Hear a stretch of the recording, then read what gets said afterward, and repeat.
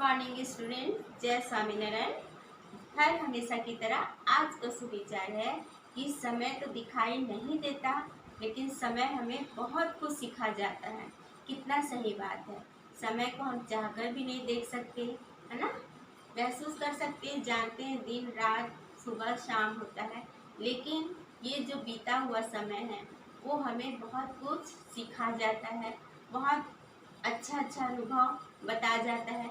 कभी हम दुख होते हैं या खुशी से भरा हमारा दिन होता है, तो समय हमें बहुत कुछ सिखा जाता है। Thank you. Good morning students. Lesson number 1 and 2 notebook and text book में कंप्लीट करने के बाद आज हम स्टार्ट करेंगे पार्ट 3, कुत्ते की वफादारी। कहानी वाचन, पेज नंबर 9। बच्चों, बहुत ही अच्छी कहानी है। इस कहानी से हमें बहुत कुछ सीखने को मिलेगा।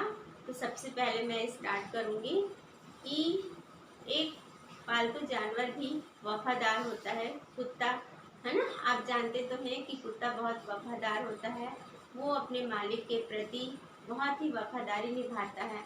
ऐसे में हमारा फर्ज बनता है कि हम उनकी भाषा समझें, उनकी बोली को समझें और हम भी उनके प्रति वफादार बने। तो ये कहानी जो है कुत्ते की वफादारी, नाम से जैसे हमें पता चला कि कुत्ते की वफादारी, ये कहानी सच्ची घटना पर आधारित है। उत्तर गुजरात के पाणन जिले के राधनपुर गांव में एक बंजारा रहता है। बंजारा मतलब जो सामान एक जगह से दूसरी जगह ले जाता है। तो उस बंजारे का नाम रहता है लाखा। लाखा नाम इसलिए गांव वाले से लाखा बंजारा कहते हैं क्योंकि वो बहुत मेहनती रहता है और अपने काम में पूर्ण निष्ठा के साथ जब वो सामान लेकर दूसरे गांव जाता है और बेचता है तो उसे लाखों की कमाई होती है। इसलिए सभी गांव वाले उसे लाखा बंजारा कहते हैं। उसके पास एक कुत्ता रहता है प्यारा सा, वो बहुत वफादार रहता है और लाखा बंजारा उससे बहुत खुश रहता है। अपने कुत्ते की वफादारी से बहुत खुश रहता है और कुत्ता भी अपने मालिक के साथ वफादारी निभाते निभाते उसके हर एक काम में मदद भी करता है। एक बार दुर्भाग्यवश लाखा बंजारा की जो बिजनेस रहता है, व्यापार रहता है, वो घाटे में चलने लगता है।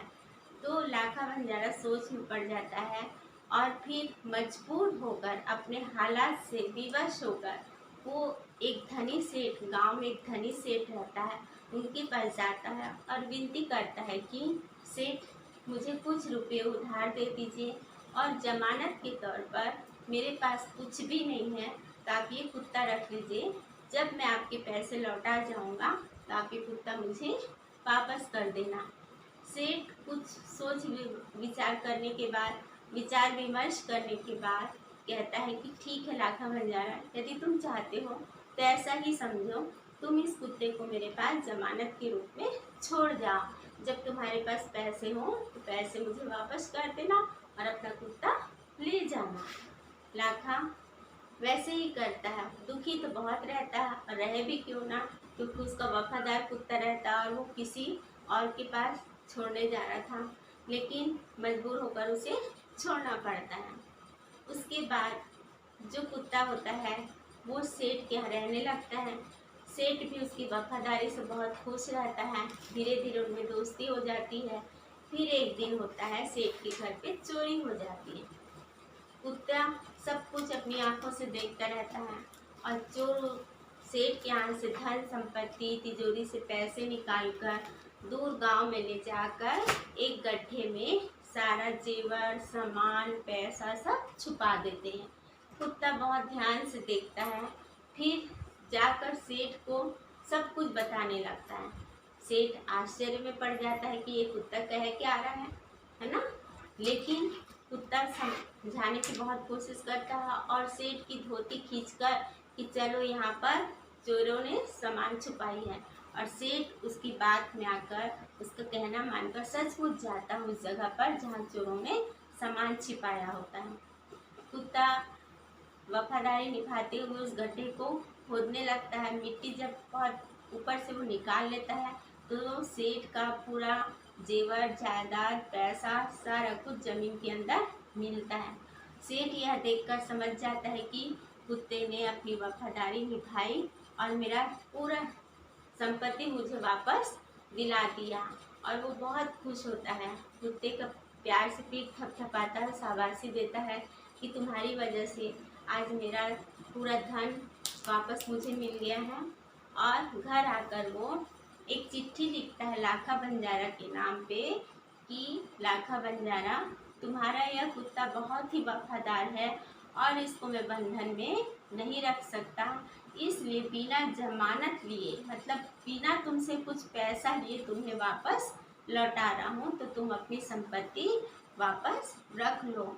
संपत्ति इसलिए कहा गया है क्योंकि कुत्ते की वफादारी सबसे बड़ा धन सेठ के लिए होता है। वो उसका सामान, उसका जायदाद वापस दिलाया होता है। फिर कुत्ता बहुत खुश होकर अपने पुराने मालिक के पास जाने लगता है और उधर से रास्ते से लाखा बंजारा भी आता रहता है। जब दोनों की मुलाकातें होती है तो लाखा बंजारा सोचता है कि अरे ये तो बिना बोले ही आ गया लगता है सेठ को। उसने तो जमानत भी छोड़ने की बात की थी, लेकिन ये तो अपने ही भाग आया। और भाग आया, जब उसके दिमाग में ये बात आती है तो उसे गुस्सा बहुत आता है। उसके हाथ में एक लाठी रहती है। बिना सोचे समझे वो कुत्ते पर वार करने लगता है, माथे पर उसको मारने लगता है। कुत्ता कुछ कह पाता है ना, अपने गले की चिट्ठी वो अपने मालिक को दिखा पाता, उससे पहले वो बेहोश होकर गिर जाता है। फिर लाखा बंजारा की नज़र उस चिट्ठी पर पड़ती है जिसमें सेठ के द्वारा लिखा होता है कि तुम्हारा कुत्ता बहुत वफादार है और मैं तुमसे 1 रुपया लिए बिना ही तुम्हारा कुत्ता तुम्हें वापस करता हूँ। ये देखकर जैसे चिट्ठी वो पढ़ता है वो बहुत फूट फूट कर रोने लगता है। उसे अपने किए पर बहुत पश्चाताप होता है। इसलिए पश्चाताप होता है क्योंकि उसने कुत्ते की भाषा समझे बिना ही जल्दबाजी में उसकी जान ले ली। तो बच्चों, कहानी बहुत ही मार्मिक और जानवरों के प्रति दया प्रेम भावना को बताया गया है। इस कहानी से हमें ये शिक्षा मिलती है कि हमें पशु पक्षी और जानवरों के प्रति भी करुणा और दया का भावना रखना चाहिए। ये कहानी सच्ची घटना पर आधारित है। आज भी उत्तर गुजरात के पाणंद जिले के राधनपुर गांव में तालाब के किनारे कुत्ते की समाधि बनी हुई है। आज भी वहां पर लोग तालाब में नहाने के बाद कुत्ते की समाधि पर जल अर्पित करते हैं। तो है ना ये सचमुच अजूबा सा बात कि हमने आज इस कहानी में ये भी जाना कि गुजरात के किसी गांव में आज भी कुत्ते की समाधि है। धन्यवाद।